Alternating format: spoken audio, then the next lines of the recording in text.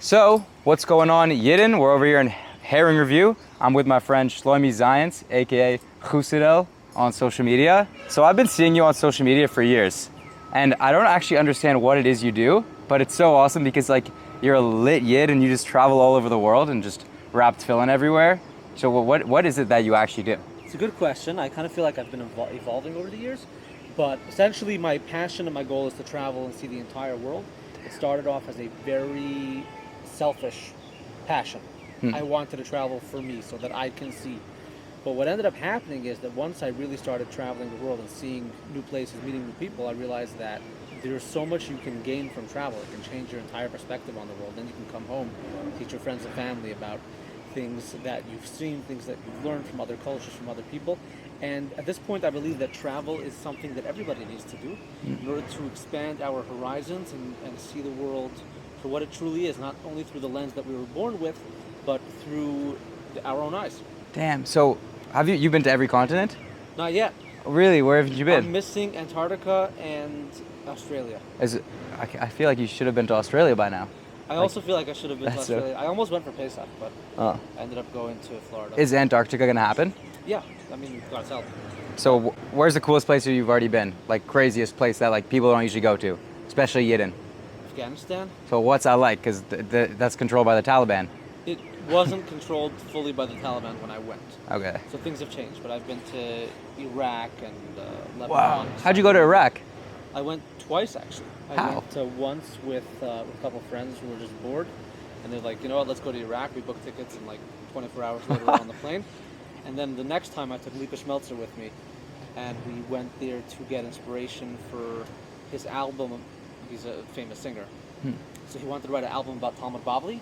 Oh, And wow. Bavel is in Iraq, so he wanted to go there to breathe the air and get some inspiration. That's so cool. So my nana actually comes from Iraq, but I always said like I'll never be able to go. Oh, you can go. I thought I couldn't. Maybe one day we are going to do a herring review in Baghdad. And like we won't get killed? Amen. That'd be crazy. I mean, can't promise anything, but Yeah. I guess it's all in Hashem's hand. it certainly is. Yeah. But so you wanted to travel all over the world, like that was your passion. But like what's your origin? Like how did you make that your reality? So originally I did some stupid things. Just spent money that should have gone to other things, got into a little bit of credit card debt. But eventually what I did was I started working for a magazine. I write for them about travel, so I'm their foreign correspondent. And Oh, I I see. ended up getting this job where they send me all over the world. Shout out to Ami Magazine. Huh. Been to many countries with them. I also started a YouTube channel where I make vlogs about traveling the world. There are sponsors that come in and take care of some of the expenses. So I turned it into a reality where I'm traveling all over. Thank God I get to bring my family along for many of the trips as well. And yeah, Well, do you know if Ami Magazine needs someone to travel around and eat herring? I'm gonna ask if the herring position is open. We'd love to do it. Yeah, Damn. And also If they needed one, do you get the job? he certainly would get the job. something also that makes this interview pretty special is that we are in your hometown. You are Correct. from Toronto. I was born in Brooklyn, but when I was Oh, really? almost 3 years old, we moved here and I grew up here. Yeah, Wow. So when did you leave Toronto? I left Toronto when I was just about 16 years old, which is 14 and a half years ago. And our Jewish community, like in terms of kosher restaurants and kosher food, has not improved much, eh? Oh, I hate getting into this conversation because there's so many good places that used to exist that aren't here anymore. But now I'm finding we're getting some nice new Crema spots. Cafes I was is there so this week. sick. Yeah, it was pretty good. We love it there. Shout out to Khani. Okay. She's the lady behind the counter. We love Shout her. out to Khani. She's our friend. What's your favorite dish at Crema? Well, I only tried one of the pastas. That Which was one? fire. It was like the fettuccine with Alfredo. There was like some mushrooms in there. Was there pesto? No. No. Okay, I had the one with the pesto mushrooms. Next time I'll get that. But the smoothies are good. The Yeah. coffees are The good. green power smoothie. I didn't get that That's one. good.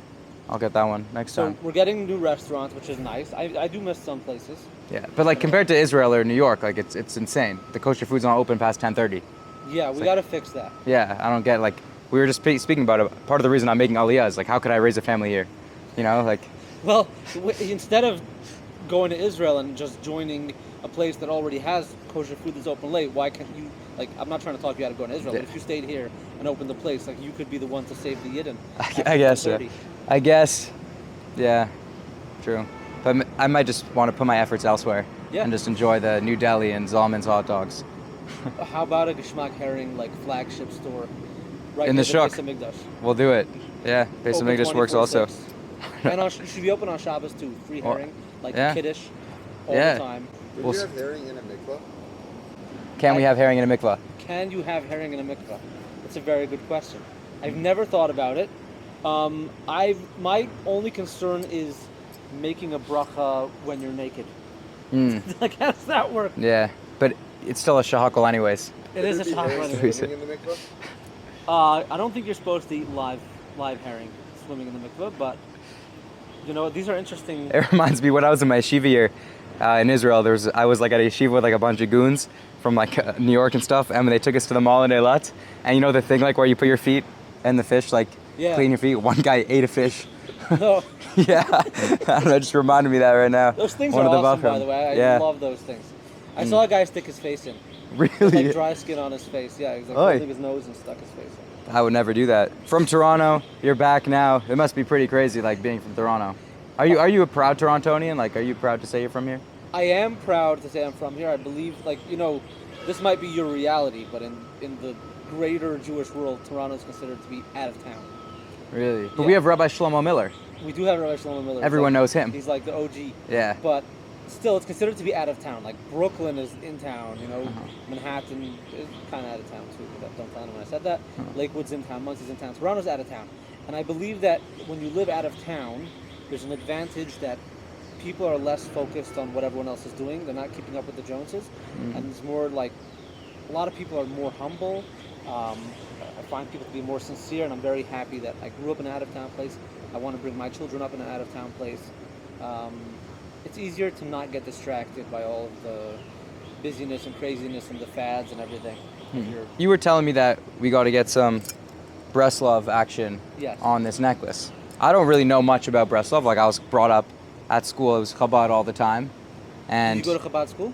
no, but I went to Shop? university and there was Chabad. Okay. So like all the Jewish involvement that I was doing at school was through Chabad. Which university did you go to? Western? Is that in London? Yeah. Oh, so that rabbi's awesome. Yeah, Rabbi Mordechai. Yeah. Yeah, Mordechai Tzvi. And also something we didn't talk about. We met at the OL 2 years ago. We did meet at the OL, Yeah, yeah, and that's- what did you think about me when I came up to you? I was like, I review herring. Honestly, I was like, I don't see how this is gonna work, but I'm gonna I want to help in any way that I can. 100%. And Well, we appreciate fast it. forward, Yeah. look what happened. I know. Totally blew up. Kol hakavod. Business is booming. We got our own herring now. Baruch Hashem. Okay, but before we eat the herring, I want to hear more about Breslov. Like, I want to hear about it. What's the whole deal? Sure. So Breslov is a group founded by Rabbi Nachman of Breslov, who passed away in the year 1810. He was only 38 years old. Really? And it's wild if you think about it. Some of the greatest rabbis that ever lived died when they were very young. Rabbi Nachman, the Baal Shem Tov. You have the Arizal also passed away when he was young, and it's just mind-boggling to think that How old was the Baal Shem Tov? he was in his 50s, I think, but still not very old. And it's just interesting to think that you have people today who might go on to spend 30 or 40 years doom scrolling on TikTok when someone else took that lifetime and turned it into something that will leave an impact on millions Yeah. of people over hundreds of years. Wow. So use your time wisely, guys. And I'm talking to myself. Like, Yeah. I've wasted plenty of time on the internet, but Well, how old are you? I'm 30. Oh, well, that's still super young. Yeah. Yeah. I'm just thinking, like, if Rabbi Nachman was gone at 38, like, you just make sure you're leaving an impact right away, and you're doing Yeah. that. You are doing that. Well, we just have fun. Yes, but you're also inspiring people. You're giving out free watermelon at camp, and all that good stuff. Yeah. And going back to Breslov, Breslov is a Hasidic sect that is heavily focused on inner connection with God. So going out into the forest and talking to God every day. That's Whoa. like a powerful thing called Hisbodedus. The Baal Shem Tov did it. Many other great rabbis did it. And it's like talking to God in your own words, not on a schedule. Like you're supposed to daven 3 times a day. This is no prescribed list of things to ask for, nothing to say. Just sharing your feelings with God. You can talk to God. You can laugh with God. You can cry with God. You can yell at God. Whatever you're feeling, go out there, have that connection with Hashem, and it's very powerful. It's not easy to do, but it's very, very powerful. I would say that's the number one biggest thing in Breslov. Wow. I mean, I've had moments where I do that, but I don't do that every day. What's Yeah. your favorite That's place super. to do that in Toronto? Earl Bales. Yeah, I was just thinking that Earl Bales would be a great place. I know somebody who goes to the what's it called? The Bluffs. Scarborough Bluffs. Wow, it's Bluffs. far. Yeah. What's your best Hisbodedus spot in the world? I had this mountaintop spot near Yerushalayim, Oh wow. and Wow, one time I just had such a trip, such an experience. It was awesome. Yeah, that's But sometimes, geweldig. like, God talks back. Hmm. You don't hear it, you just feel it. Interesting. Do And you have any crazy experiences of Goyim just seeing you in this thing and like? no one's ever seen me. And by the way, Rabbi Nachman says that, like, if you can't make it out to the forest, ideally he wanted you to go to a place where there's no one there, even during the day, not at night, like a place that no one ever goes, because there's no distractions. But he says that if you can't make it, people are busy, people have things to do, so you can do it under your talis, you can do it under your covers in bed. Wow. Just find some silence and talk to Hashem. Damn, we should try it. Yeah, you should try it. Yeah, we're gonna do it. In the beginning, it feels like you're talking to the wall. Huh. But if you keep pushing through it, eventually you're going to feel like God's literally listening. Do you ever do it just when no one's home? I do it when no one's home. I do it when people are home. I do it all the time. But then also, you were talking about the innermost connection to God and the Hisbodedus. How did that connect to the dancing guys in the trucks? So the dancing guys in the trucks, that's not like, Rabbi Nachman didn't institute that, and there were no trucks when Rabbi Nachman was alive. However, those guys who are not mainstream Breslov, they're more of like a fringe group. So they're the tunnel diggers of Breslov? They definitely are the tunnel diggers of Breslov. Okay. And they also have a lot to offer and to share with the world, because a lot of them are very joyful. And like, I know people who've had a really bad day, and they're going home from work, and like they just thought that their whole life was over. I don't know, they got fired or something. And then you see these guys, not a care in the world, dancing on top of a truck, and you're like, you know what? Yeah. There is hope. Everything's going to be okay. So they have a lot to add. And another thing that Rabbi Nachman wanted people to think about and talk about is the fact that we're all going to die one day. This life is not infinite. It ends at some point. And only once you understand death can you truly appreciate life.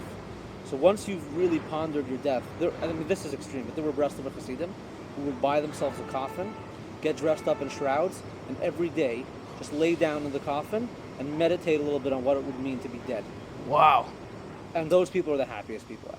Damn. Because once you understand that it's not going to last forever, you are so filled with thankfulness, so filled with gratitude that you're still here and that you can still do stuff.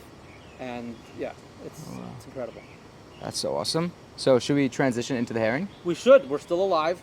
The herring we're gonna eat today is we got the honey Dij herring by Geschmack Herring over here. And for the kichel, we got the Grzinski's kich. Yep. Little flatbread action. So are you a herring guy? You like I herring? am a herring guy, by the way.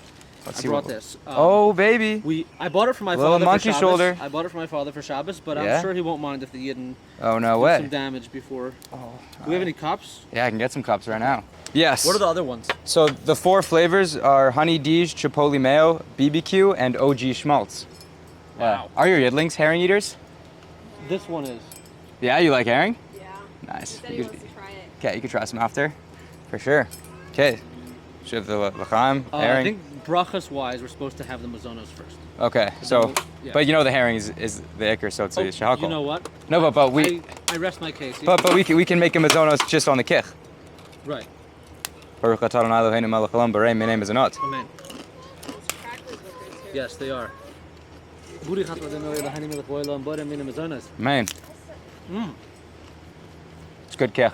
Krasinski for the win. Yeah. Well, it was weird this morning. They were telling us they weren't taking credit card, which is like so weird. I don't know what's going on. Something about Toronto. So how'd you get them? We paid cash. Oh. Yeah. I feel like no one has cash anymore. Well, I was with my sister. I didn't. She had, but like she's responsible like that. I don't know. Next bracha is we're gonna have l'chaim. We have enough time. Let's go. Little monkey shoulder for the Yidden right now. In honor of Mashiach and Rabbi Nachman, and doing awesome things. And the Lubavitcher Rebbe, not to forget, this week course. was his yard site. Yep, we love him. We do. Mhm. Are you gonna make Where we l'chaim met. with us? Yeah, Yeah. he's gonna make a l'chaim with us. I need like a half one, so I gotta drive home. You want more? It's not half That's yet. perfect. Okay. True, that isn't half though. So there you go. That's my boy. That's more than half. Are you driving? Yeah. Me too. L'chaim. Five. L'chaim, Baruch atah Adonai Eloheinu melech haolam, she'akol niyeh bidvaro. Well, mine.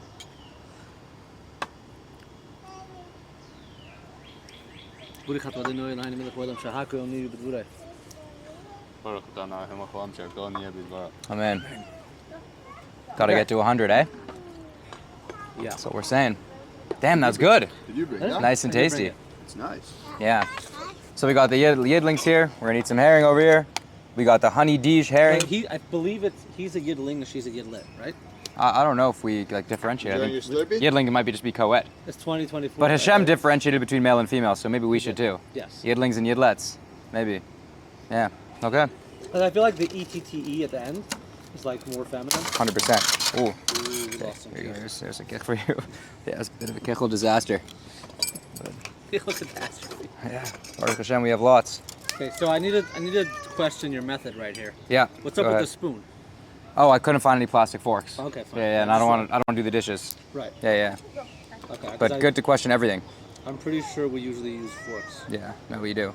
So this herring is really good. It's also packed with herring and onions. So I'm just gonna go over here. A little honey Dige action. And you made this yourself? No, I didn't make it myself whatsoever. It's New Age Fish. They make it. I'm confused. So New Age Fish is like a meat and fish company in Toronto, Okay. and they wanted to start making herring. So they were like, we want to make herring, and we're gonna use your logo, and like we're gonna be a partnership and bring Mashiach. Got it. Because I was going to ask you how you learned to make herring. Yeah, no, I don't. Okay. I don't know. But the people at New Age Fish are actually wizards.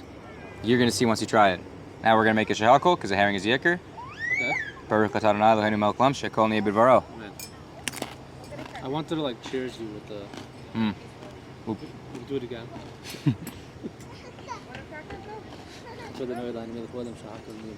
Man. Yeah. That's good. It's very good. Mm-hmm.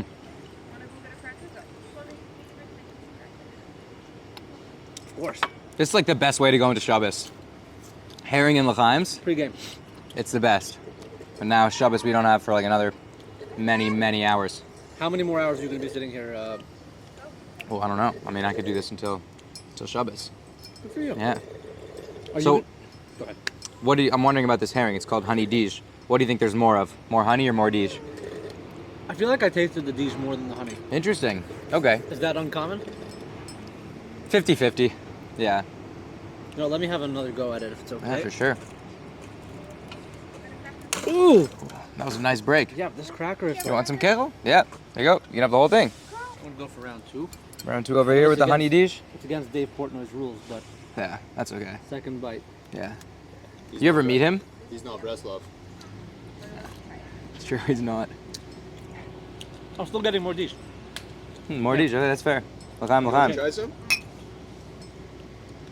One thing I wanted to ask you about, you are very prominent online, and I think that's super cool. And you have a lot of chutzpah, like with your tweets and your replies, because you get a lot of anti-Semites. Yeah. What's like fuels you to just be like, I don't freaking care.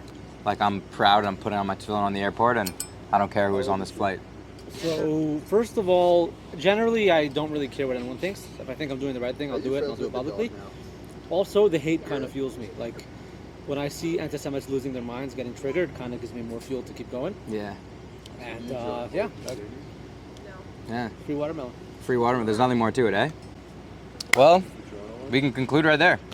Thank you very much. That was for having awesome. me. Thanks for coming on the show. Good Shabbos Yidden, Mashiach now. And yeah, I want to shout out all your social medias for Sure. Yidden to follow you. You can find me on YouTube at Shloime Zionce, that's Shloime Zionce. On Instagram and TikTok and Twitter, formerly Twitter, now X, at Chusidel, Chusidel. You can also follow my WhatsApp status. Yes, Tadek, 1 second please, okay? I want to try it.